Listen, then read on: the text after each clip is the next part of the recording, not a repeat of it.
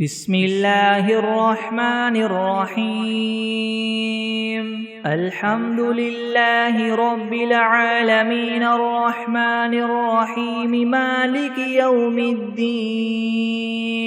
إياك نعبد وإياك نستعين اهدنا الصراط المستقيم صراط الذين أنعمت عليهم غير المغضوب عليهم ولا الضالين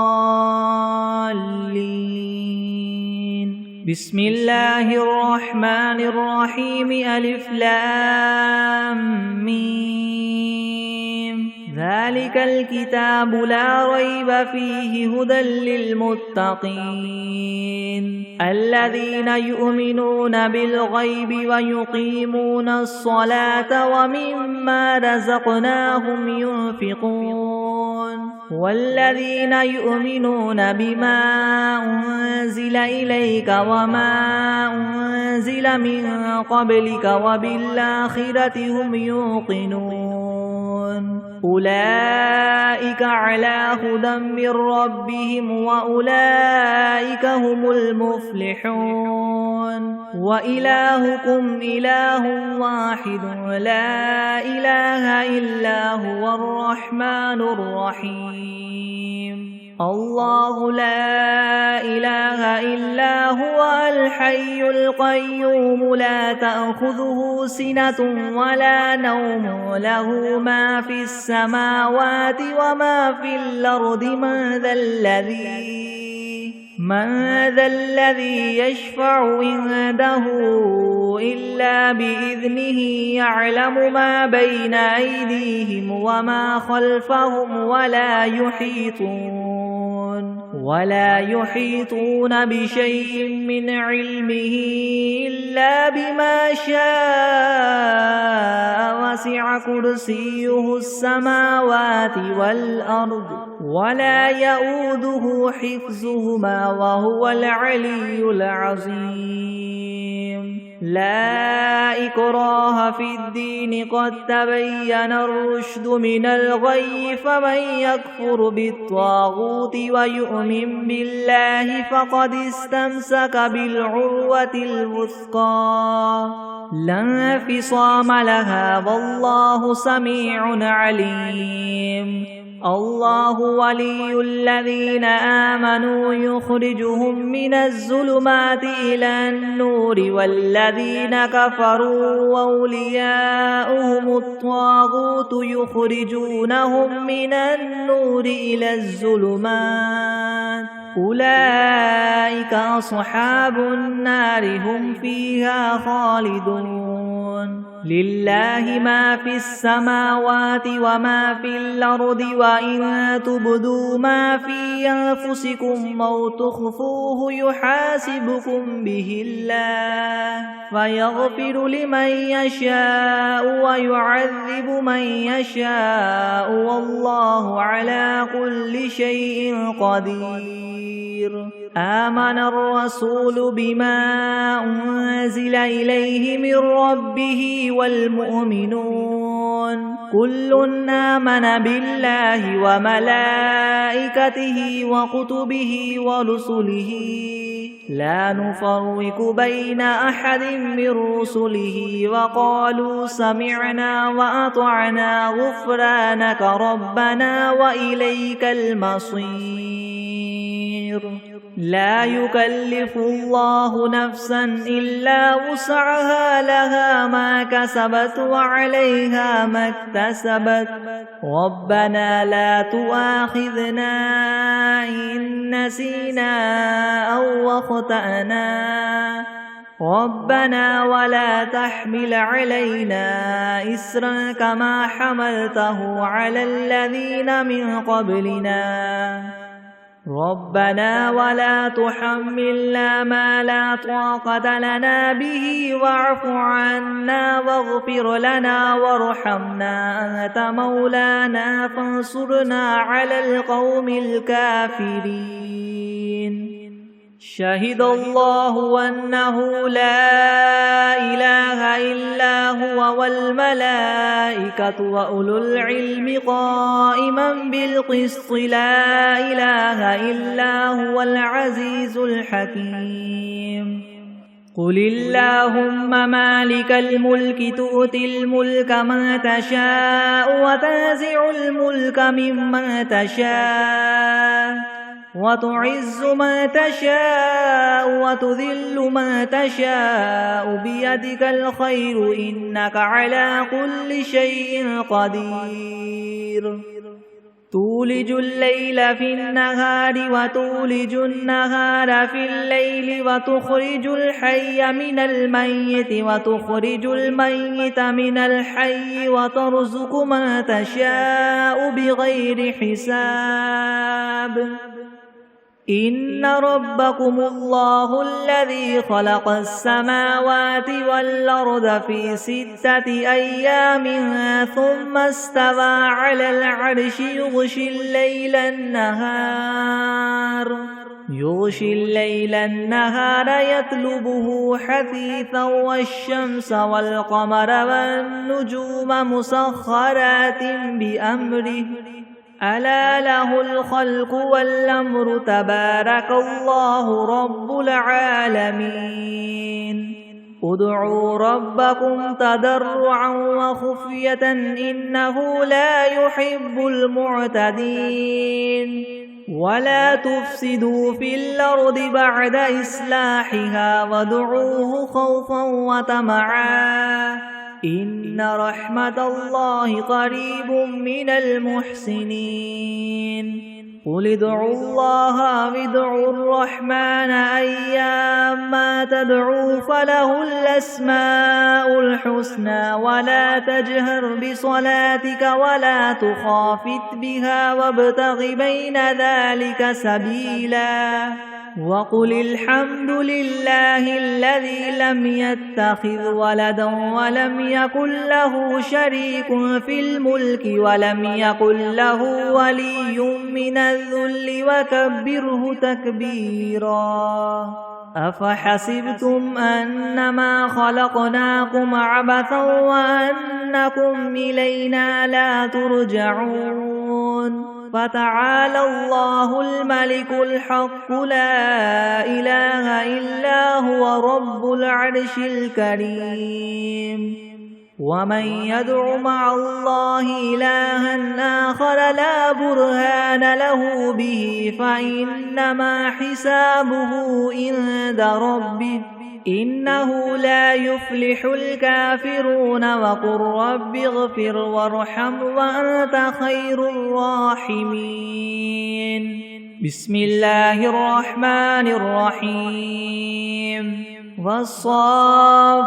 صفا فالزاجرات زجرا فالتاليات ذكرا إن إلهكم لواحد رب السماوات والأرض وما بينهما ورب المشارق إنا زينا السماء الدنيا بزينة الكواكب وحفظا من كل شيطان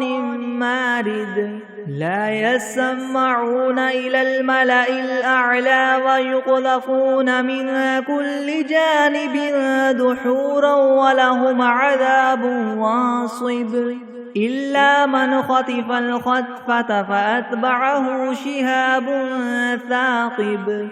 فاستفتهم هم أشد خلقا ممن خلقنا إنا خلقناهم من طين لاذب يا معشر الجن والإنس إن استطعتم أن تنفذوا من أقطار السماوات والأرض فانفذوا لا تنفذون إلا بسلطان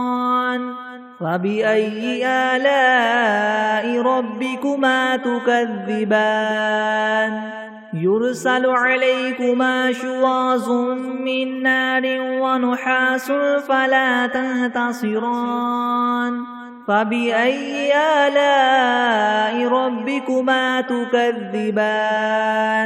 فإذا انشقت السماء فكانت وردة كالدهان فبأي آلاء ربكما تكذبان فيومئذ لا يسأل عن ذنبه إنس ولا جان فبأي آلاء ربكما تكذبان لو أنزلنا هذا القرآن على جبل لرأيته خاشعا متصدعا من خشية الله وتلك الأمثال نضربها للناس لعلهم يتفكرون هو الله الذي لا إله إلا هو عالم الغيب والشهادة هو الرحمن الرحيم هو الله الذي لا إله إلا هو الملك القدوس السلام المؤمن المهيمن العزيز الجبار المتكبر سبحان الله عما يشركون هو الله الخالق البارئ المصور له الأسماء الحسنى يسبح له ما في السماوات والأرض وهو العزيز الحكيم بسم الله الرحمن الرحيم قل أوحي إلي أنه استمع نفر من الجن فقالوا إنا سمعنا قرآنا عجبا يهدي إلى الرشد فآمنا به ولن نشرك بربنا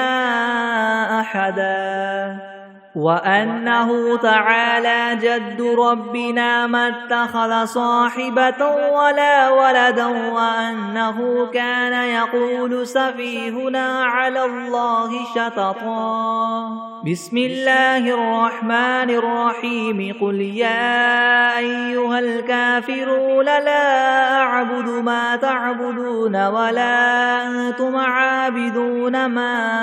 أعبد ولا أنا عابد ما عبدتم ولا أنتم عابدون ما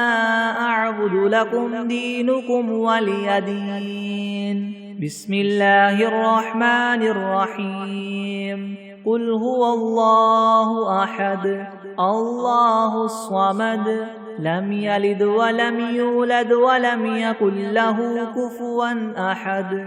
بسم الله الرحمن الرحيم قل أعوذ برب الفلك من شر ما خلق ومن شر غاسق إذا وقب ومن شر النفاثات في العقد ومن شر حاسد إذا حسد بسم الله الرحمن الرحيم قل أعوذ برب الناس ملك الناس إله الناس من شر الوسواس الخناس الذي يوسوس في صدور الناس من الجنة والناس بسم الله الرحمن الرحيم اللهم صل على سيدنا محمد وعلى آل سيدنا محمد صلاة تنجينا بها من جميع الأهوال والآفات وتقضي لنا بها جميع الحاجات وتطهرنا بها من جميع السيئات وترفعنا بها عندك أعلى الدرجات وتبلغنا بها أقصى الغايات من جميع الخيرات في الحياة وبعد الممات إنك مجيب الدعوات ورافع الدرجات ويا قاضي الحاجات ويا كافي المهمات ويا دافع البليات ويا حل المشكلات يغثني يغثني يغثني يا إلهي إنك على كل شيء قدير. اللهم صل على سيدنا محمد النبي الأمي وآله وبارك وسلم. أستغفر الله الذي لا إله إلا هو الحي القيوم وأتوب إليه. بسم الله الرحمن الرحيم. اللهم صل على محمد وعلى آل محمد كما صليت على إبراهيم وعلى آل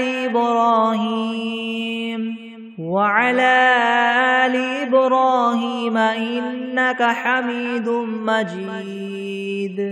اللهم بارك على محمد وعلى آل محمد كما باركت على إبراهيم وعلى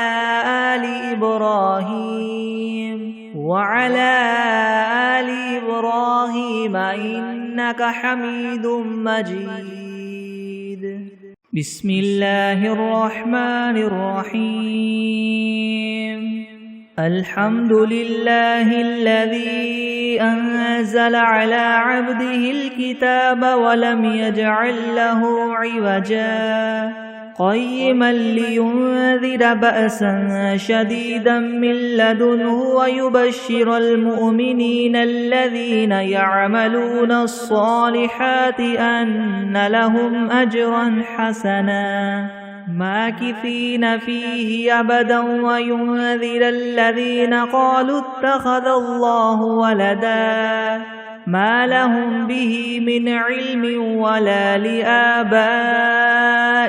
كبرت كلمة تخرج من أفواههم إن يقولون إلا كذبا فلعلك باخع نفسك على آثارهم إن لم يؤمنوا بهذا الحديث أسفا إنا جعلنا ما على الأرض زينة لها لنبلوهم أيهم أحسن عملا وإنا لجاعلون ما عليها سعيدا جرزا أم حسبت أن أصحاب الكهف والرقيم كانوا من آياتنا عجبا إذ أوى الفتية إلى الكهف فقالوا ربنا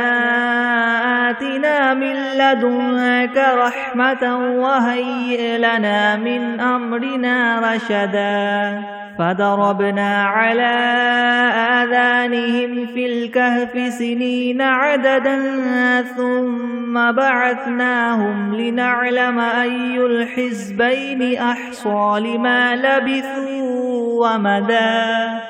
نحن نقص عليك نبأهم بالحق إنهم فتية آمنوا بربهم وزدناهم هدى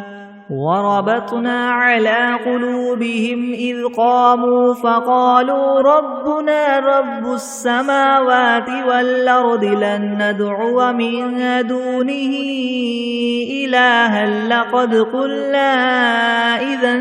شططا هؤلاء قومنا اتخذوا من دونه آلهة لولا يأتون عليهم بسلطان بين فمن أظلم ممن افترى على الله كذبا وإذ اعتزلتموهم وما يعبدون إلا الله فأووا إلى الكهف ينشر لكم ربكم من رحمته ويهيئ لكم من أمركم مرفقا وترى الشمس إذا طلعت تزاور عن كهفهم ذات اليمين وإذا غربت تقرضهم ذات الشمال وهم في فجوة منه ذلك من آيات الله من يهد الله فهو المهتد ومن يضلل فلن تجد له وليا مرشدا وتحسبهم أيقاظا وهم ركود ونقلبهم ذات اليمين وذات الشمال وكلبهم باسط ذراعيه بالوصيد لو اطلعت عليهم لوليت منهم فرارا ولملئت منهم رعبا وكذلك بعثناهم ليتساءلوا بينهم قال قائل منهم كم لبثتم قالوا لبثنا يوما أو بعد يوم قالوا ربكم أعلم بما لبثتم فابعثوا أحدكم بورقكم هذه إلى المدينة فلينظر أيها أزكى طعاما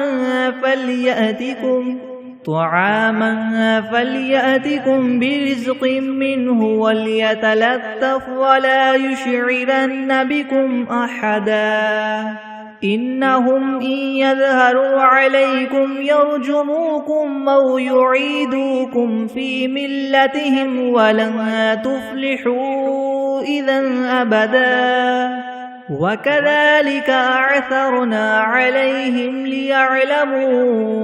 أن وعد الله حق وأن الساعة لا ريب فيها إذ يتنازعون بينهم أمرهم فقالوا ابنوا عليهم بنيانا ربهم أعلم بهم قال الذين غلبوا على أمرهم لنتخذن عليهم مسجدا سيقولون ثلاثة رابعهم كلبهم ويقولون خمسة سادسهم قلبهم رجما بالغيب ويقولون سبعة وثامنهم كلبهم قل ربي أعلم بعدتهم ما يعلمهم إلا قليل فلا تمار فيهم إلا مراء ظاهرا ولا تستفت فيهم منهم أحدا ولا تقولن لشيء إني فاعل ذلك غدا إلا أن يشاء الله واذكر ربك إذا نسيت وقل عسى أن يهديني ربي لأقرب من هذا رشدا ولبثوا في كهفهم 300 سنين وازدادوا 9 قل الله أعلم بما لبثوا له غيب السماوات والأرض أبصر به وأسمع ما لهم من دونه من ولي ولا يشرك في حكمه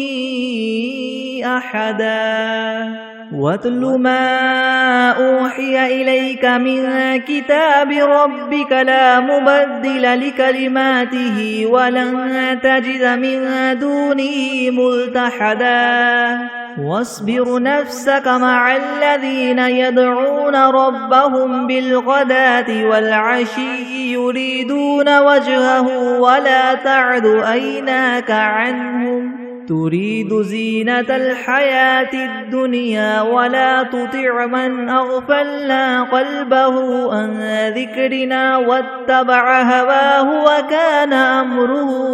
فرطا وقل الحق من ربكم فمن شاء فليؤمن ومن شاء فليكفر إنا أعتدنا للظالمين نارا أحاط بهم سرادقها وإن يستغيثوا يغاثوا بماء كالمهل يشفي الوجوه بئس الشراب وساءت مرتفقا إن الذين آمنوا وعملوا الصالحات إنا لا نضيع أجر من أحسن عملا أولئك لهم جنات عدن تجري من تحتهم الأنهار يحلون فيها من أساور من ذهب ويلبسون ثيابا خضرا من سندس واستبرق متكئين فيها على الأرائك نعم الثواب وحسنت مرتفقا واضرب لهم مثلا الرجلين جعلنا لأحدهما جنتين من أعناب وحففناهما بنخل وجعلنا بينهما زرعا كلتا الجنتين آتت أكلها ولم تظلم منه شيئا وفجرنا خلالهما نهرا وكان له ثمر فقال لصاحبه وهو يحاوره أنا أكثر منك مالا وأعز نفرا ودخل جنته وهو ظالم لنفسه قال ما أظن أن تبيد هذه أبدا وما أظن الساعة قائمة ولئن رددت إلى ربي لأجدن خيرا منها منقلبا قال له صاحبه وهو يحاوره وكفرت بالذي خلقك من تراب ثم من نطفة ثم سواك رجلا لكن هو الله ربي ولا أشرك بربي أحدا ولولا إذ دخلت جنتك قلت ما شاء الله لا قوة إلا بالله إن ترني أنا أقل منك مالا وولدا فعسى ربي أن يؤتيني خيرا من جنتك ويرسل عليها حسبانا من السماء فتصبح صعيدا زلقا أو يصبح ماؤها غورا فلن تستطيع له طلبا وأحيط بثمره فأصبح يكلب كفيه على ما أنفق فيها وهي خاوية على عروشها ويقول يا ليتني لم أشرك بربي أحدا ولم تكن له فئة ينصرونه من دون الله وما كان منتصرا هنالك الولاية لله الحق هو خير ثوابا وخير عقبا واضرب لهم مثل الحياة الدنيا كماء إن أنزلناه من السماء فاختلط به نبات الأرض فأصبح هشيما تذروه الرياح وكان الله على كل شيء مقتدرا المال والبنون زينة الحياة الدنيا والباقيات الصالحات خير عند ربك ثوابا وخير أملا ويوم نسير الجبال وترى الأرض بارزة وحشرناهم فلم نغادر منهم أحدا وعرضوا على ربك صفا لقد جئتمونا كما خلقناكم أول مرة بل زعمتم أن لن نجعل لكم موعدا ووضع الكتاب فترى المجرمين مشفقين مما فيه ويقولون يا ويلتنا ما لهذا الكتاب لا يغادر صغيرة ولا كبيرة إلا أحصاها ووجدوا ما عملوا حاضرا ولا يظلم ربك أحدا وإذ قلنا للملائكة اسجدوا لآدم فسجدوا إلا إبليس كان من الجن ففسق عن أمر ربه أفتتخذونه وذريته أولياء من دوني وهم لكم عدو بئس للظالمين بدلا ما أشهدتهم خلق السماوات والأرض ولا خلق أنفسهم وما كنت متخذ المضلين عضدا ويوم يقول نادوا شركائي الذين زعمتم فدعوهم فلم يستجيبوا لهم وجعلنا بينهم موبقا ورأى المجرمون النار فظنوا أنهم مواقعوها ولم يجدوا عنها مصرفا ولقد صرفنا في هذا القرآن للناس من كل مثل وكان الإنسان أكثر شيء جدلا وما منع الناس أن يؤمنوا إذ جاءهم الهدى ويستغفروا ربهم إلا أن تأتيهم سنة الأولين أو يأتيهم العذاب قبلا وما نرسل المرسلين إلا مبشرين ومنذرين ويجادل الذين كفروا بالباطل ليدحضوا به الحق واتخذوا آياتي وما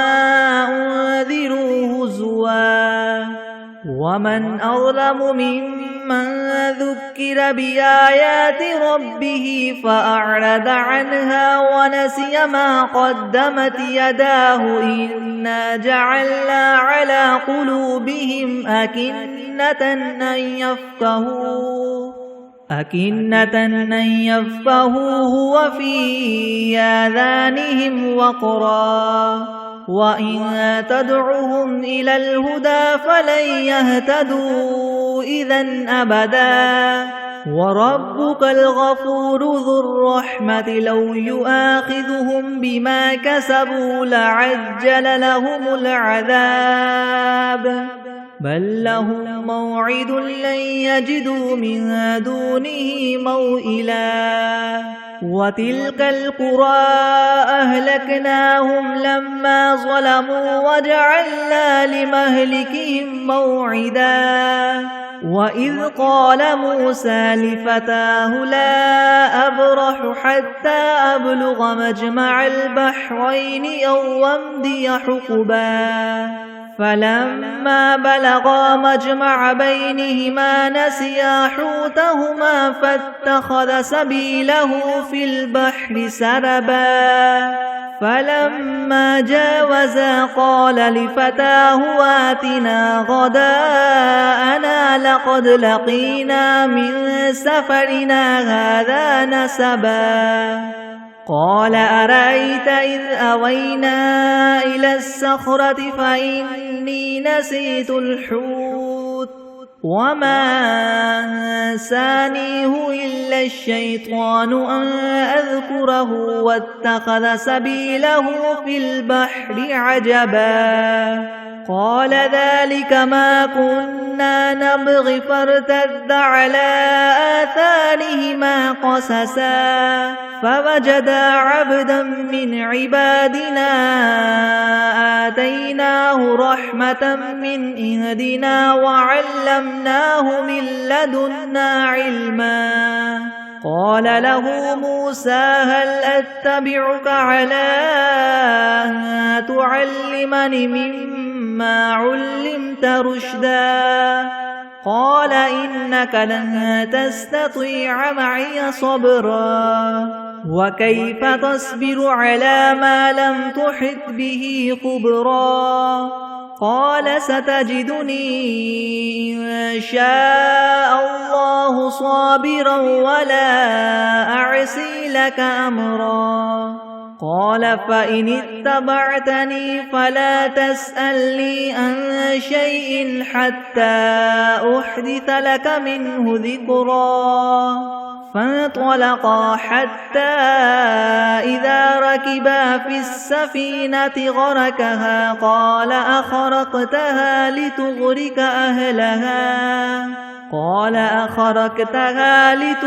أهلها لقد جئت شيئا نمرا قال ألم أقل لك إنك لن تستطيع معي صبرا قال إن سألتك عن شيء بعدها فلا تصاحبني قد بلغت من لدني عذرا فانطلقا حتى إذا أتيا أهل قرية استطعما أهلها فأبوا أن يضيفوهما فوجدا فيها جدارا يريد أن ينقض فأقامه قال لو شئت لاتخذت عليه أجرا قال هذا فراق بيني وبينك سأنبئك بتأويل ما لم تستطع عليه صبرا أما السفينة فكانت لمساكين يعملون في البحر فأردت أن أعيبها وكان وراءهم ملك يأخذ كل سفينة غصبا وأما الغلام فكان أبواه مؤمنين فخشينا أن يرهقهما طغيانا وكفرا فأردنا أن يبدلهما ربهما خيرا منه زكاة وأقرب رحما وأما الجدار فكان لغلامين يتيمين في المدينة وكان تحته كنز لهما وكان أبوهما صالحا فأراد ربك أن يبلغا أشدهما ويستخرجا كنزهما رحمة من ربك وما فعلته عن أمري ذلك تأويل ما لم تستطع عليه صبرا ويسألونك عن ذي القرنين قل سأتلو عليكم منه ذكرا إنا مكنا له في الأرض وآتيناه من كل شيء سببا فأتبع سببا حتى إذا بلغ مغرب الشمس وجدها تغرب في عين حمية ووجد عندها قوما قلنا يا ذا القرنين إما أن تعذب وإما أن تتخذ فيهم حسنا قال أما من ظلم فسوف نعذبه ثم يرد إلى ربه فيعذبه عذابا نكرا وأما من آمن وعمل صالحا فله جزاء الحسنى وسنقول له من أمرنا يسرا ثم ثم أتبع سببا حتى إذا بلغ مطلع الشمس وجدها تطلع على قوم لم نجعل لهم من دونها سترا كذلك وقد أحطنا بما لديه خبرا ثم أتبع سببا حتى إذا بلغ بين السدين وجد من دونهما قوما لا يكادون يفقهون قولا قالوا يا ذا القرنين إن يأجوج ومأجوج مفسدون في الأرض فهل نجعل لك خرجا على أن تجعل بيننا وبينهم سدا قال ما مكني فيه ربي خير فأعينوني بقوة أجعل بينكم وبينهم ردما آتوني زبر الحديد حتى إذا ساوى بين الصدفين قال انفخوا حتى إذا جعله نارا قال آتوني يفرغ عليه قطرا فما استطاعوا أن يظهروه وما استطاعوا له نقبا قال هذا رحمة من ربي وإذا جاء وعد ربي جعله دكا وكان وعد ربي حقا وتركنا بعدهم يومئذ يموج في بعد ونفخ في الصور فجمعناهم جمعا وعرضنا جهنم يومئذ للكافرين عرضا الذين كانت أعينهم في غطاء عن ذكري وكانوا لا يستطيعون سمعا أفحسب الذين كفروا أن يتخذوا عبادي من دوني أولياء إنا أعتدنا جهنم للكافرين نزلا قل هل ننبئكم بالأخسرين أعمالا الذين ضل سعيهم في الحياة الدنيا وهم يحسبون أنهم يحسنون صنعا أولئك الذين كفروا بآيات ربهم ولقائه فحبطت أعمالهم فلا نقيم لهم يوم القيامة وزنا ذلك جزاؤهم جهنم بما كفروا واتخذوا آياتي ورسلي هزوا إن الذين آمنوا وعملوا الصالحات كانت لهم جنات الفردوس نزلا خالدين فيها لا يبغون عنها حولا قل لو كان البحر مدادا لكلمات ربي لنفد البحر قبل أن تنفذ كلمات ربي ولو جئنا بمثله مددا قل إنما أنا بشر مثلكم يوحى إلي أنما إلهكم إله واحد فمن كان يرجو لقاء ربه فليعمل عملا صالحا ولا يشرك بعبادة ربه أحدا أعوذ بالله من الشيطان الرجيم بسم الله الرحمن الرحيم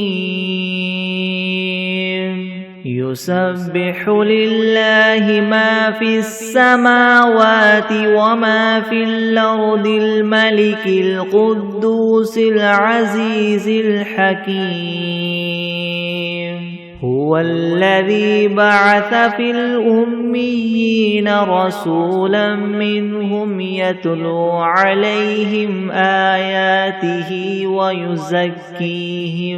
ويزكيهم ويعلمهم الكتاب والحكمة وإن كانوا من قبل لفي ضلال مبين وآخرين منهم لما يلحقوا بهم وهو العزيز الحكيم ذلك فضل الله يؤتيه من يشاء والله ذو الفضل العظيم مثل الذين حملوا التوراة ثم لم يحملوها كمثل الحمار يحمل أسفارا بئس مثل القوم الذين كذبوا بآيات الله والله لا يهدي القوم الظالمين قل يا أيها الذين هادوا إن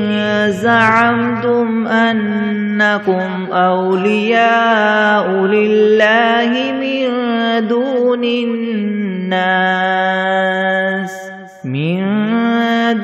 الناس فتمنوا الموت إن كنتم صادقين ولا يتمنونه أبدا بما قدمت أيديهم والله عليم بالظالمين قل إن الموت الذي تفرون منه فإنه ملاقيكم ثم تردون إلى عالم الغيب والشهادة فينبئكم بما كنتم تعملون يا أيها الذين آمنوا إذا نودي للصلاة من يوم الجمعة فاسعوا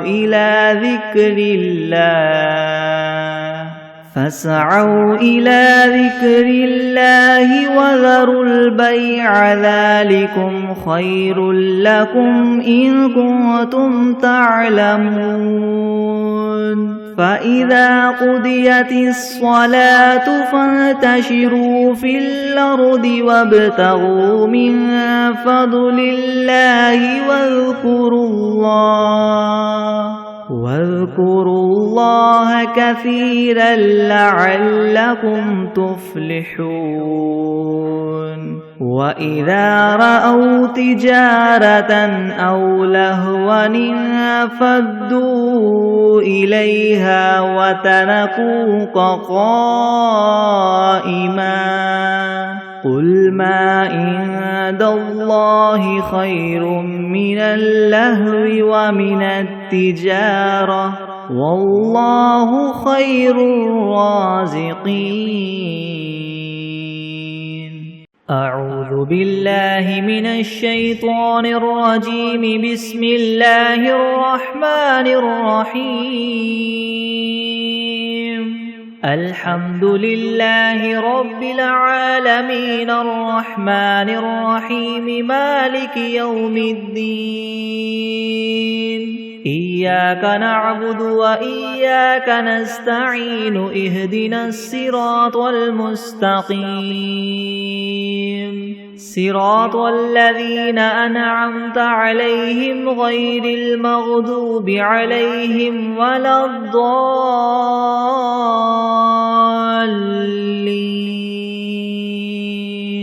بسم الله الرحمن الرحيم ألف لام ميم ذلك الكتاب لا ريب فيه هدى للمتقين الذين يؤمنون بالغيب ويقيمون الصلاة ومما رزقناهم ينفقون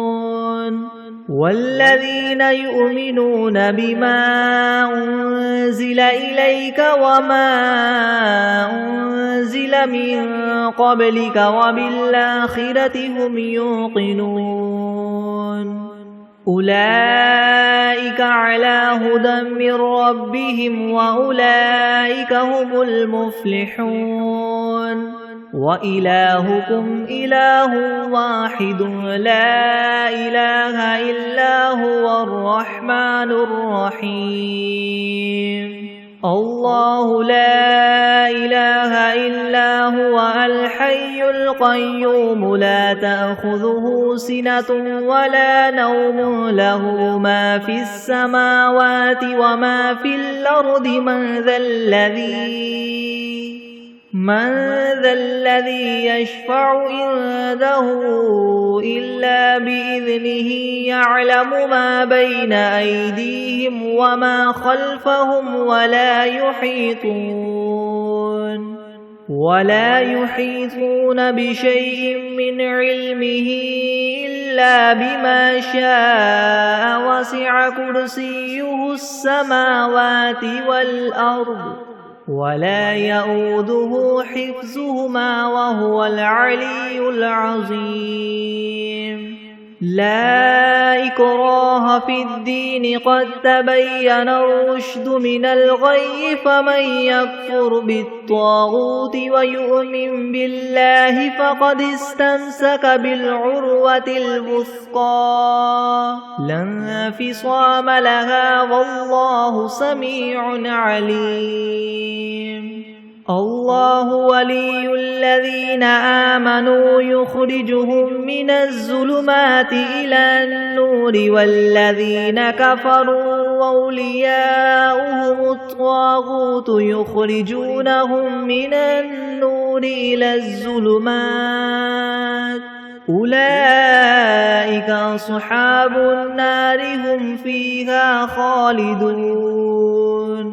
لله ما في السماوات وما في الأرض وإن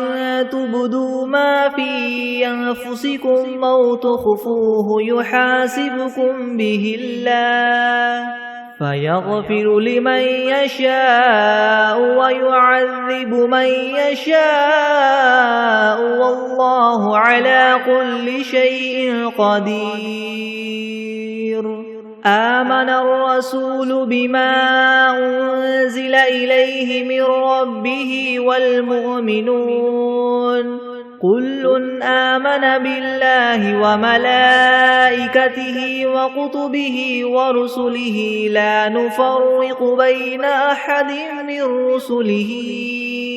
وقالوا سمعنا وأطعنا غفرانك ربنا وإليك المصير لا يكلف الله نفسا إلا وسعها لها ما كسبت وعليها ما اكتسبت ربنا لا تؤاخذنا إن نسينا أو أخطأنا ربنا ولا تحمل علينا إسرا كما حملته على الذين من قبلنا ربنا ولا تحملنا ما لا طاقة لنا به واعف عنا واغفر لنا وارحمنا أنت مولانا فانصرنا على القوم الكافرين شهد الله أنه لا إله إلا هو والملائكة وأولو العلم قائما بالقسط لا إله إلا هو العزيز الحكيم قل اللهم مالك الملك تؤتي الملك من تشاء وتنزع الملك ممن تشاء وتعز من تشاء وتذل من تشاء بيدك الخير إنك على كل شيء قدير تولج الليل في النهار وتولج النهار في الليل وتخرج الحي من الميت وتخرج الميت من الحي وترزق من تشاء بغير حساب إن ربكم الله الذي خلق السماوات والأرض في 6 أيام ثم استوى على العرش يغشي الليل النهار يطلبه حثيثا والشمس والقمر والنجوم مسخرات بأمره ألا له الخلق والأمر تبارك الله رب العالمين ادعوا ربكم تضرعا وخفية إنه لا يحب المعتدين ولا تفسدوا في الأرض بعد إصلاحها وادعوه خوفا وطمعا إن رحمة الله قريب من المحسنين قل ادعوا الله أو ادعوا الرحمن أيما تدعوا فله الأسماء الحسنى ولا تجهر بصلاتك ولا تخافت بها وابتغ بين ذلك سبيلا وقل الحمد لله الذي لم يتخذ ولدا ولم يكن له شريك في الملك ولم يكن له ولي من الذل وكبره تكبيرا أفحسبتم أنما خلقناكم عبثا وأنكم إلينا لا ترجعون فتعالى الله الملك الحق لا إله إلا هو رب العرش الكريم ومن يدع مع الله إلها آخر لا برهان له به فإنما حسابه عند ربه إنه لا يفلح الكافرون وقل رب اغفر وارحم وأنت خير الراحمين بسم الله الرحمن الرحيم والصافات صفا فالزاجرات زجرا فالتاليات ذكرا إن إلهكم لواحد رب السماوات والأرض وما بينهما ورب المشارق إنا زينا السماء الدنيا بزينة الكواكب وحفظا من كل شيطان مارد لا يسمعون إلى الملأ الأعلى ويقذفون من كل جانب دحورا ولهم عذاب واصب إلا من خطف الخطفة فأتبعه شهاب ثاقب فاستفتهم أهم أشد خلقا ممن خلقنا إنا خلقناهم من طين لاذب يا معشر الجن والإنس إن استطعتم أن تنفذوا من أقطار السماوات والأرض فانفذوا لا تنفذون إلا بسلطان فبأي آلاء ربكما تكذبان يرسل عليكما شواظ من نار ونحاس فلا تنتصران فبأي آلاء ربكما تكذبان فإذا انشقت السماء فكانت وردة كالدهان فبأي آلاء ربكما تكذبان فيومئذ لا يسأل عن ذنبه إنس ولا جان فبأي آلاء ربكما تكذبان لو أنزلنا هذا القرآن على جبل لرأيته خاشعا متصدعا من خشية الله وتلك الأمثال نضربها للناس لعلهم يتفكرون هو الله الذي لا إله إلا هو عالم الغيب والشهادة هو الرحمن الرحيم هو الله الذي لا إله إلا هو الملك القدوس السلام المؤمن المهيمن العزيز الجبار المتكبر سبحان الله عما يشركون هو الله الخالق البارئ المصور له الأسماء الحسنى يسبح له ما في السماوات والأرض وهو العزيز الحكيم بسم الله الرحمن الرحيم قل أوحي إلي أنه استمع نفر من الجن فقالوا إنا سمعنا قرآنا عجبا يهدي إلى الرشد فآمنا به ولن نشرك بربنا أحدا وأنه تعالى جد ربنا ما اتخذ صاحبة ولا ولدا وأنه كان يقول سفيهنا على الله شططا بسم الله الرحمن الرحيم قل يا أيها الكافرون لا أعبد ما تعبدون ولا أنتم عابدون ما أعبد ولا أنا عابد ما عبدتم ولا أنتم عابدون ما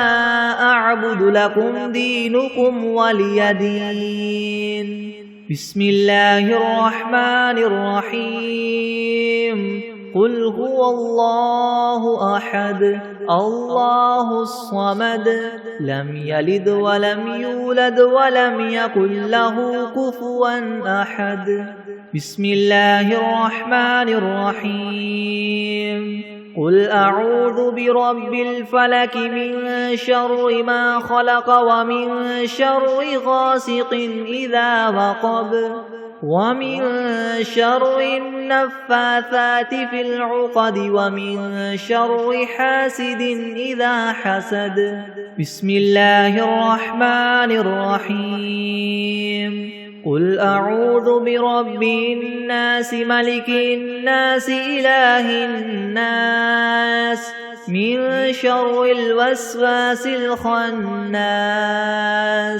الذي يوسوس في صدور الناس من الجنة والناس بسم الله الرحمن الرحيم اللهم صل على محمد وعلى آل محمد